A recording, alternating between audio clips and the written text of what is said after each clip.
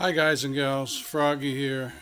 Excuse the power tool noise going on in the background. This is my center post in my garage. It holds up the house, or it holds up the second floor anyway, so it's got to be there. Um, I like to pull in my cars, my Corvette or whatever.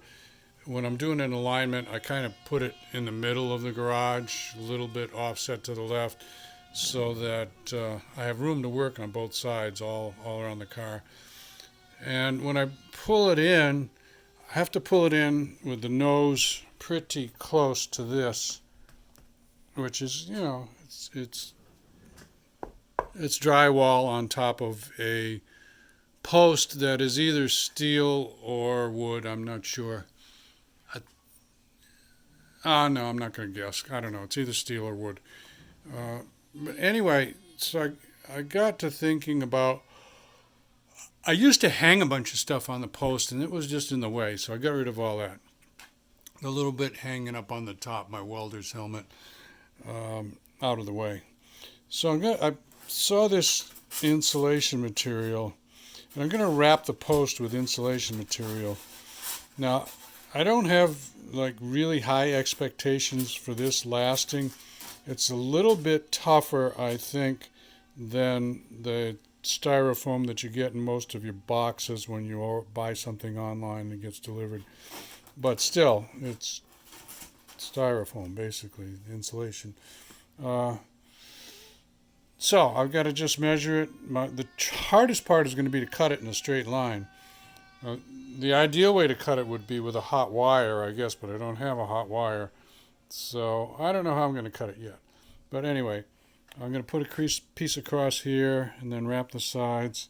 This has got, it's got metal edges on it, which are falling apart, or this covering on top of it is falling apart, so it doesn't look that good. Anyway, I'm going to run the insulation right up to that lip up there, and right straight down to the ground. I think it'll look better. We'll see. Anyway, let me do a measure and a cut. I'm going to decide how I'm going to attach this. So actually, I have nailed and screwed into this, so it is wood. It is not steel. So I just realized that. Okay? So they tell you how to cut it, basically. Draw a line with a straight edge. Score it or cut it through most of the way with a utility knife. And then break it off. So I'll do that. Alright, so let me get you caught up on this. The hardest part to me is making the cuts nice. And there's an example of one that's not that nice. I'm going to put some white paintable sealer, a bead of sealer in there, so it won't look too bad. Here's the one that came out the best, the cut that came out the best. And the way I did it was I drew a line with my straight edge, just with a marker, black magic marker, felt tip. And then I took it and laid it out on a flat area. I'll show you where I laid it out.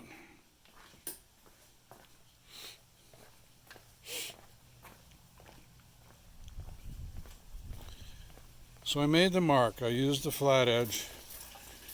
Then I took it over here. It's going to be a little loud. This is my fountain out front.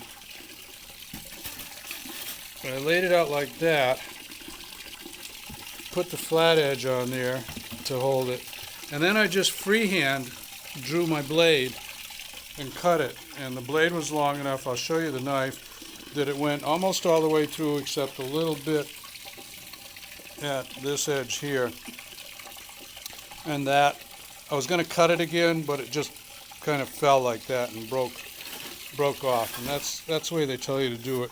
Of course, this is not designed to be a finish edge piece at all, but it's just the garage, remember.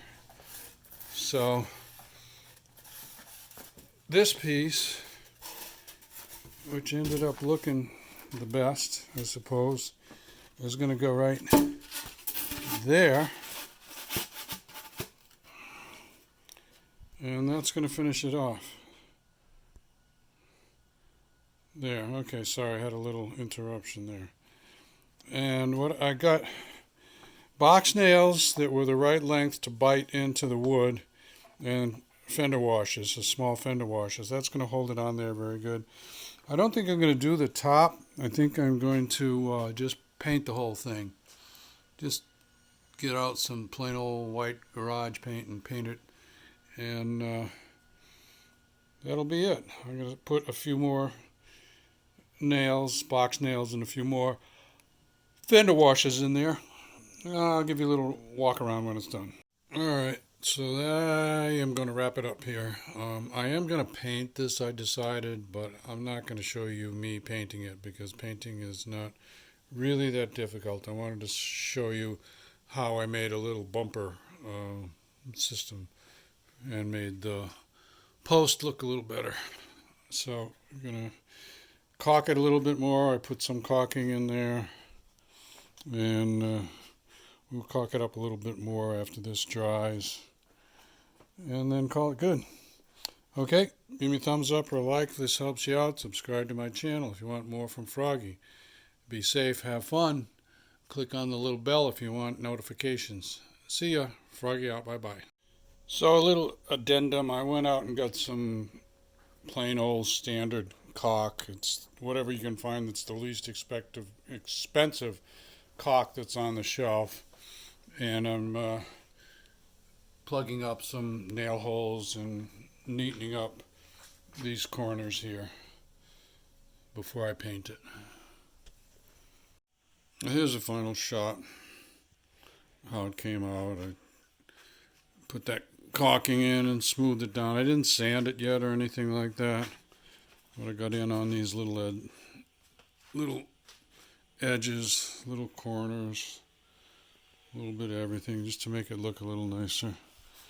So far, well, I haven't run my car up against it yet, but I think this will be okay. Yeah, that side's a little bit rough there. Maybe I'll do that once more, but I want to get this video up for you guys and gals so you can see how I did this. Okay? See you later. Froggy out. Bye.